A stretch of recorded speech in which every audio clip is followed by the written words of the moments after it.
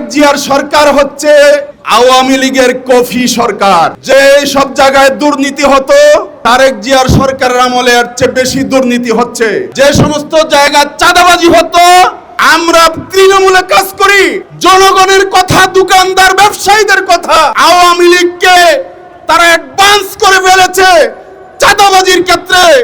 আজকে দোকানে দোকানে, পাড়া মহল্লায়, ফুটপাতে, এমনকি সিএনজি অটো রিক্সাগুলো, প্রত্যেকটা সেক্টর এখন চাঁদাবাজির আওতায় চলে এসেছে। আমি আপনাদেরকে বলতে চাই যে এই সরকারের, বিএনপি সরকারকে বলতে চাই, বিএনপি সরকার যখনই আসে জনগণের প্রত্যাশা অনেক বেশি থাকে, কিন্তু সেই অনুযায়ী জনগণের প্রত্যাশা পূরণ করতে বিএনপি সরকার বারবার ব্যর্থ হয়েছে। শুধু তারেক জিয়া নয়, 2001 সাল থেকে 6 সাল পর্যন্ত যে সরকারটা ছিল, মনে করে দেখুন, আমরা 1 ঘন্টা বিদ্যুৎ পাইলে 3 ঘন্টা বিদ্যুৎ পাই নাই। ঢাকার মানুষ অতিষ্ঠ হয়ে উঠেছিল।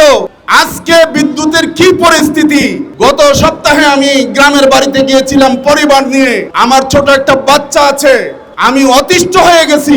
গ্রামে বিদ্যুৎ বলতে থাকেই না, বলতে গেলে শহরেও থাকে না। আজকে বছরের পর বছর আমি আমার এলাকার কথা বলতেছি, বাড়িধারা পূর্ব অঞ্চলটার কথা, 100 ফিট এলাকার কথা। বছরের পর বছর বাসা বাড়িতে গ্যাস না দিয়ে এই সরকারগুলো জনগণ থেকে ডাকাতি করে টাকা নিচ্ছে।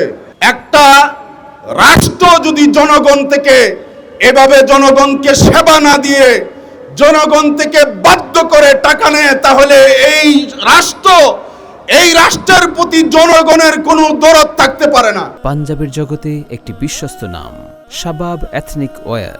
আমি এই সরকারকে বলবো যে তারেক জিয়ার সরকার হচ্ছে আওয়ামী লীগের কফি সরকার। যে সব জায়গায় দুর্নীতি হতো তারেক জিয়ার সরকারের আমলে এর চেয়ে বেশি দুর্নীতি হচ্ছে।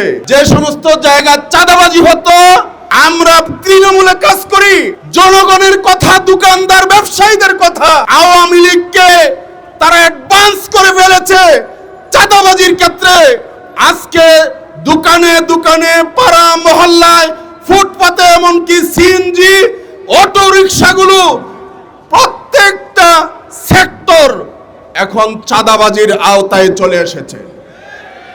আমরা জনগণ চাঁদাবাজদের খপ্পরে পড়ে গেছি। আমি এক কথা বলে শেষ করতে চাই, গ্যাস, আমরা জনগণকে নিয়ে সারা দেশে স্লোগান তুলব।